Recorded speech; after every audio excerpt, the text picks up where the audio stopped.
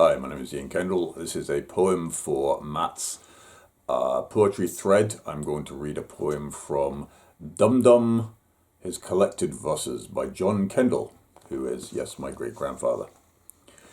This is called Wimbling on the Wamble. It's one of my favorites of Dum Dum's.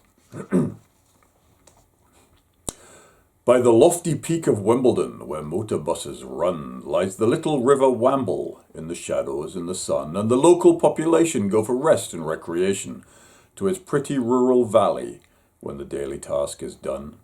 For the grave is as the nimble, there is many a present ramble, when the Wimbledonians wimble by the waters on the Wamble.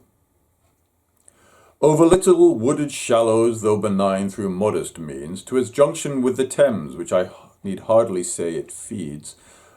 On it tranquilly meanders, while the singing of its ganders makes an admirable contrast to the murmur of its reeds. And the toves come out to gimble in a wabe of fern and bramble, and you can see them if you wimble on the margin of the Wamble. Nay, so charming is the landscape, though restricted in expanse, so Arcadian in its merit, that a person of romance, if acquainted with such matters, can imagine nymphs and satyrs moving classically round him, while young Bacchus leads the dance.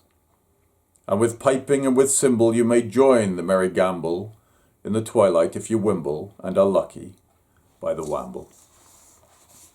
Oh, that meeting place of lovers where a torpor saps the brain of its customary prudence, and the hesitating twain at the question of expenses quite elude their seven senses in a manner which in calmer moods they'd never entertain.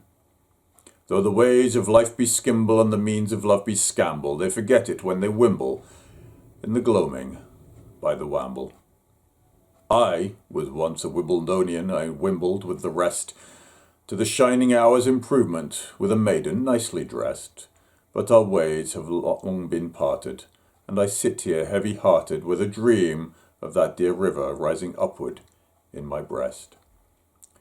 She has lived at Little Kimble since she married Mr. Campbell, and we never more shall wimble as aforetime by the Wamble.